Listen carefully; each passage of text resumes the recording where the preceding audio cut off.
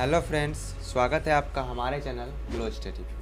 देखिए, आज की वीडियो में हम आपको बताएंगे कि इंडियन ऑयल कॉरपोरेशन लिमिटेड की जो अप्रेंटिस की वैकेंसी आई हुई है उसके बारे में। उसमें देखिए हम लोग ये बातें करेंगे कि कौन सी ट्रेड में कितनी वैकेंसी है, साथ में एलिजिबिलिटी क्या होगी, एज क्राइटेरिया क्या होगी, कुछ अगर कंसेशन है तो कंसेशन कहाँ तक कैसे होगी, इन सभी चीज़ों के बारे में बात करेंगे। तो देखिए अब शुरू करते हैं।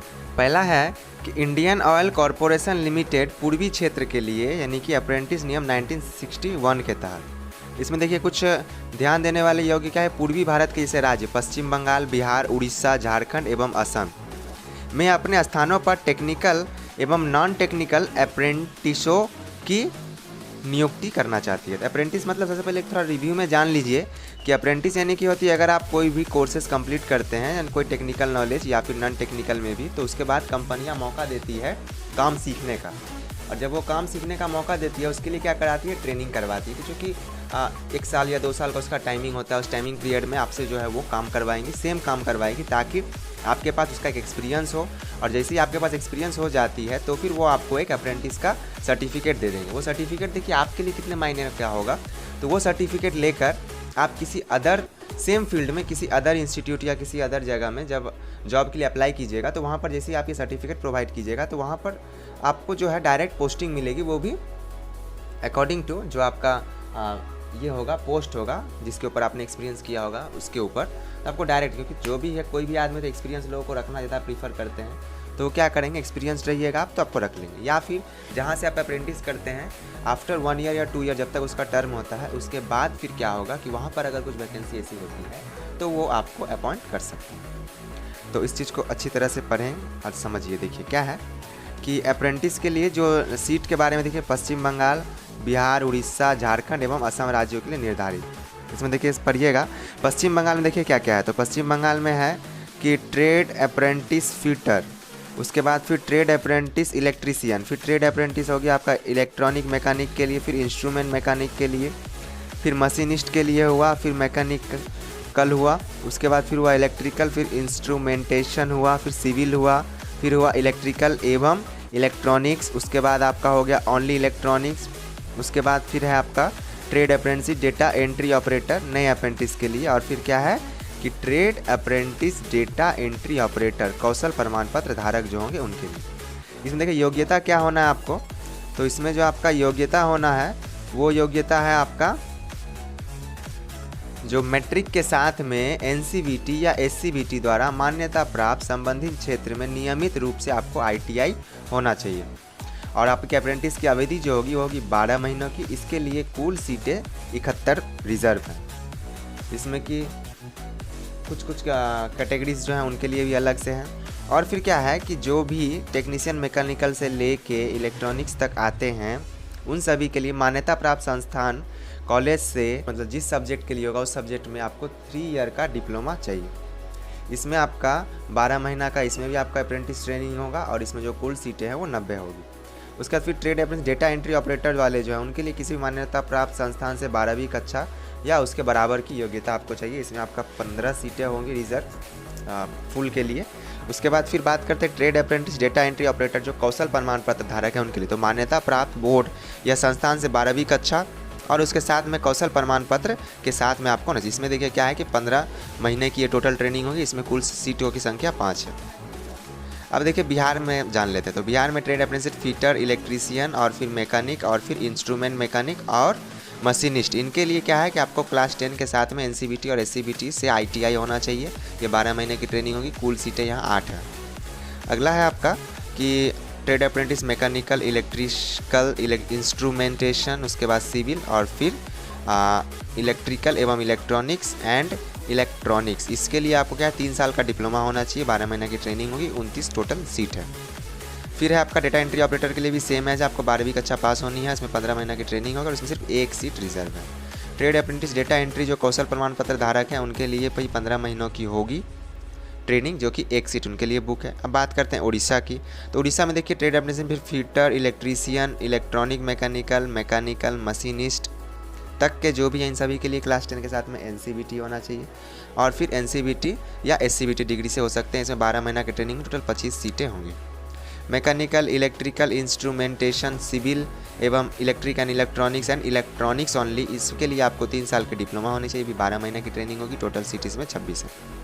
फिर आपका डेटा एंट्री ऑपरेटर जो नए अप्रेंटिस वाले हैं उनके लिए जो है आपको क्लास 12 पास आउट होना चाहिए, 15 महीने की ट्रेनिंग होगी और आपका 2 सीट ही रिजर्व होगा। नेक्स्ट है कि ट्रेड अप्रेंटिस फिट, ये हो गया आपका यहाँ वाला कौशल प्रमाण पत्र वाला, इसमें कि 15 महीने की होगी, 1-1 सीटें हैं। फिर आपका है कि झारखंड, तो झारखंड में क्या है देखिए, झारखंड के लिए आपका फिटर है, इलेक्ट्रीशियन है, मैकेनिकल है, मैकेनिक है और मशीनिस्ट, इन सभी के लिए क्लास 10 विथ NCVT या SCVT डिग्री होनी चाहिए, जो कि 12 महीनों की ट्रेनिंग आपको लेना है। उसके बाद जाकर फिर 10 सीटें यहाँ रिजर्व होगी। नेक्स्ट है मैकेनिकल, इलेक्ट्रिकल, इंस्ट्रूमेंटेशन और सिविल और इलेक्ट्रॉनिक्स इलेक्ट्रिकल एंड इलेक्ट्रॉनिक्स, इसके लिए आपको जो है 3 वर्ष की डिप्लोमा करना है और फिर आपका जो है जो भी डिप्लोमा होल्डर वो इसको भरेंगे, इसमें 12 महीने की ट्रेनिंग होगी, टोटल सीट 16 है। नेक्स्ट है आपका कि डेटा एंट्री ऑपरेटर जो नए अप्रेंटिस है उनके लिए मान्यता प्राप्त किसी भी संस्थान बोर्ड से 12 क्लास पास होना है, 15 महीने की ट्रेनिंग होगी, इसके लिए 1 सीट रिजर्व, यानी 1 ही सीट की वैकेंसी है।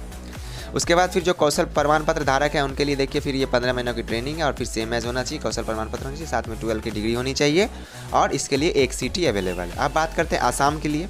आसाम में देखिए फिटर, इलेक्ट्रीशियन, मैकेनिक और फिर मशीनिस्ट, इनके लिए भी सेम एज है कि 10 क्लास की डिग्री, साथ में आपका NCVT या SCVT से सर्टिफिकेट होगा और 12 महीने की ट्रेनिंग होगी, 23 सीट है। नेक्स्ट आपका mechanical, electrician, instrumental, civil, electrical and electronics और इलेक्ट्रॉनिक्स ओनली, इसमें क्या है आपका कि 3 वर्षों की डिप्लोमा होना है, 12 महीना की ट्रेनिंग होगी और ये 60 सीट यहाँ पर रिजर्व होती है। उसके साथ ही आपका trade apprentice data entry operator के लिए, डेटा एंट्री ऑपरेटर वालों के लिए जो है क्लास 12 होना है, 15 महीना की ट्रेनिंग होगी और 1 ही सीट यहाँ पर रिजर्व होगी। कौशल प्रमाण पत्र वालों के लिए 15 महीना की ट्रेनिंग है और 2 ही सीट है। नेक्स्ट बात करते हैं कि योग्यता, तो जो आपको हमने बता दिया तो ये है, उसके साथ में पश्चिम बंगाल, बिहार, ये सब के अकॉर्डिंग थोड़ा सा गो थ्रू करके हल्का सा पढ़ लीजिएगा, समझ लीजिएगा। इसमें ओवरऑल आपको बता दें कि 404 सीटें हैं, जिसमें कि जनरल के लिए 164 है और उसके बाद जाके फिर EWS के लिए 40 है, SC के लिए 64 है, ST के लिए 38 है, OBC के लिए 82 सीटें हैं और PWD के लिए 16 सीटें अलग से रिजर्व है।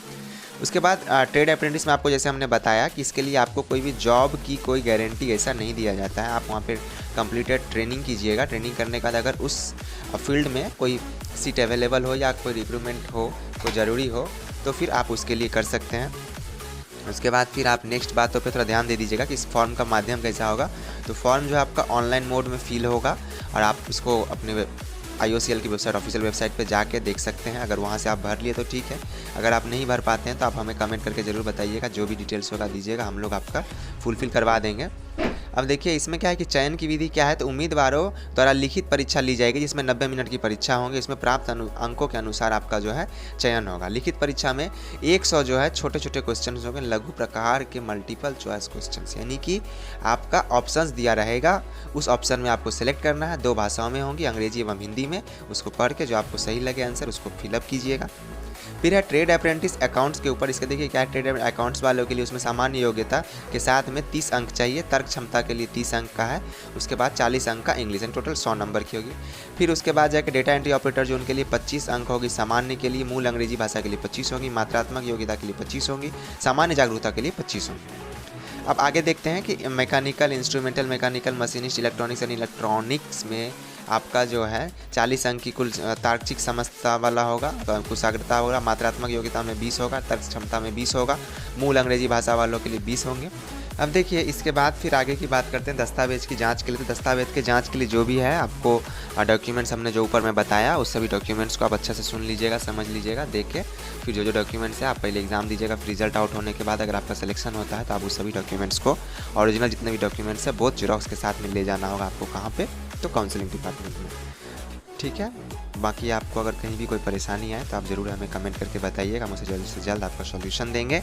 और साथ में क्या है कि हमारे चैनल को आप सब्सक्राइब जरूर कर लें, क्योंकि इंपॉर्टेंट वीडियोस क्वेश्चंस आती हैं, पता नहीं कौन सी वीडियो आपको कब कहाँ कैसे काम में आ जाए। और अगर आप इस फॉर्म को खुद से नहीं फिलअप कर पाते हैं तो आप हमें सारा डॉक्यूमेंट भेजिएगा, हम लोग उसको एकदम नॉमिनल चार्जेस में अच्छी से फिलअप करवा के आपको इसका प्रिंटेड कॉपी भिजवा देंगे। धन्यवाद।